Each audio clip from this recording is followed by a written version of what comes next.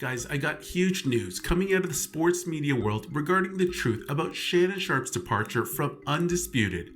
So for the last week or so, we've seen Shannon and Stephen A develop somewhat of a bromance after Shannon left FS1, joining the ESPN network, making 2 appearances per week on the show.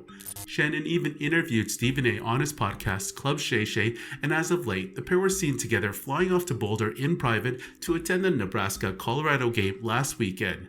You can tell these two have a strong bond and have probably shared a lot of personal and work information about each other or even talked shit about Skip. Since the inclusion of Shannon on First Take, you could tell from the past week both networks acted very differently to this whole situation. On First Take, there were many clips circulating of Shannon calling Stephen A Skip, and the show just highlighted the moment and laughed about it. Stay his ass off social media, because here's the thing, Skip. Steve, Bang! it's all right. It's okay, my man. It's all right. However, on the other side at FS1, the tone was very much different.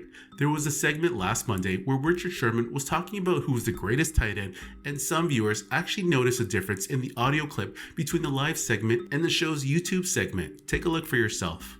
He's the best tight end to ever play. And I've heard Shannon say something similar to that. He's the best tight end to ever play. You know, I sit with Tony Gonzalez on the desk on Amazon for Thursday Night Football. So, Undisputed producers decided to delete the even mentioning of the name Shannon on their show, which kind of sounds petty. They were literally talking about Kelsey being the greatest tight end and couldn't even mention Shannon's name, who said the same and is actually one of the greatest tight ends to ever play the game. Like, seriously, it appears there's a lot of bad blood brewing, in my opinion. Stephen A and Skip have gone on their own podcast telling the audience the deep and profound love they have for one another, but continuously take subtle shots at each other. The most recent issue they had was during the discussion of what was the real reason the pair were on thin ice with upper management back in 2013. It was a lot of back and forth where they were each calling out one another for inaccuracies in their stories. When he says that I told the truth about something, but not the whole truth about that something, then I am going to tell the utterly complete truth about that something, as I'm about to do right now. We were going through a probationary period, but it wasn't because of him. It had nothing to do with him. And I challenged that. When I saw that and I came on my podcast and I explained, I came right here and I explained. That wasn't entirely true. Okay? I mean, for 2 guys who are close, I don't understand why you can't pick up the phone and talk it out privately. Yeah, I know they're competition, but this would be behind closed doors instead of airing it out all in public. That said, Stephen A was recently on the Joe Budden podcast and actually opened up about what really went down with Shannon Sharpe's departure from the show. Have a listen. The second that Shannon became available, and I like that you did this, by the way. Right. I like that you, I make no qualm, I would like him over here. I like that for the business. But for the Skip stuff, I was like, oh, no, that's a jab. That hurts. You're going to go after the co-host so soon. You didn't care. I didn't look at it that way. Got it. I would have looked at it that way if Shannon left of his own volition. I'm telling you he didn't. I'm telling you he was pushed out. That's the first time I've ever heard that. Well, I'm telling you, and it's fact. Now, they could deny it. He wouldn't. I can promise you that. He was pushed out.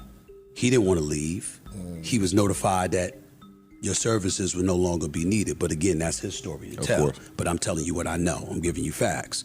And so when I saw that, it wasn't just that I know the brother's talented. It wasn't just that I know he's a 3-time Super Bowl champion and an NFL Hall of Famer. It wasn't just that I knew that he had been doing television the last 6 years. I saw me from the standpoint of I was let go in 2009 and left for dead. And they were writing my epitaph, and they were like, Stephen A's career's over. He blew it. He had the opportunity of a lifetime. He effed it up and blah, blah, blah. And I was like, there was nobody in the present day Stephen A. Smith's position as the guy in sports media, as the executive producer for the #1 sports morning show that could speak up for me at that time. And I said, this is why I'm here. It's my responsibility. So, you know, it's nothing new. When you look at Swagoo, Marcus Spears, and you see his new contract, when you see Ryan Clark and all the things that he's doing, when you see a Kimberly Martin that was an NFL reporter and now she's on television, when you see a Monica McNutt and all this stuff, like, you know what?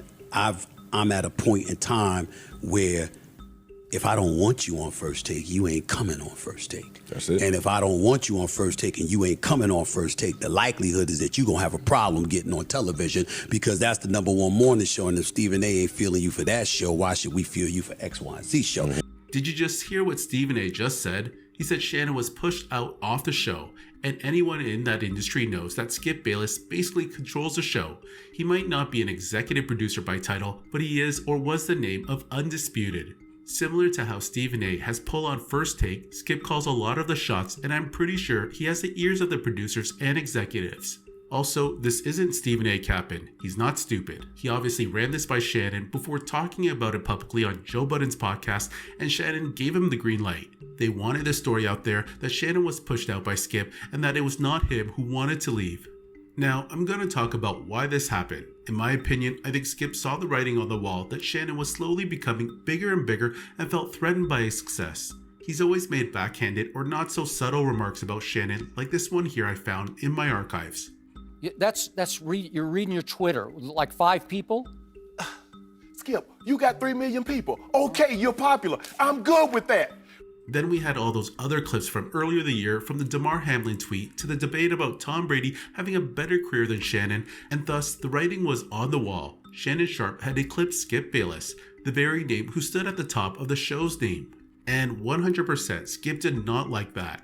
He saw the writing on the wall, and this could very well be the same reason he left First Take in 2016. I'm just throwing this out there, but Stephen A. Smith was becoming a budding star. Every meme and snippet on the show were all of him and his funny expressions or one-liners, and it's these clips that make it to social media and circulate in a viral way. Think about how many funny clips or memes there are of Shannon on Twitter as well. Well, because you lose it, you never win. Oh, boy. Yes! On top of that, there were more signs that Skip Bayless saw that his influence might have been declining. In July 2020, Shannon Sharpe started his Club Shay Shay podcast, and a year and a half later, Skip started a podcast of his own. But take a look at the difference in subscriber count and views. Shannon's podcast dwarfs Skip's by almost 10x. This has to be a huge knock on Skip's ego. His show just hasn't taken off like his counterpart. Even Stephen A's own show that he started over 6 months after Skip's is already double the size. And Skip's not dumb, he sees all this. That's why he's been taking subtle shots here and there at even Stephen A on his own show. Anyways, after all these changes and the moving around of talent at First Take and Undisputed, ESPN's flagship show is destroying the revamped Undisputed in the ratings chart. Take a look at this tweet from Stephen A about his ratings hitting over 700,000. Meanwhile, Undisputed's ratings started at 131,000 on their return on Monday, August 28th, but fell to 78,000 2 days later. This is a huge drop in numbers. I believe when Shannon was on the show, they would average 160 to 180,000 viewers, so they have clearly fallen down even with the all-star lineup cast they have assembled. ESPN is just by far the bigger network, but the gap has actually widened between these two shows. Anyways, let me know what your thoughts are on this story. Do you think Skip was getting jealous and saw the writing on the wall, forcing him to push Shannon off the show?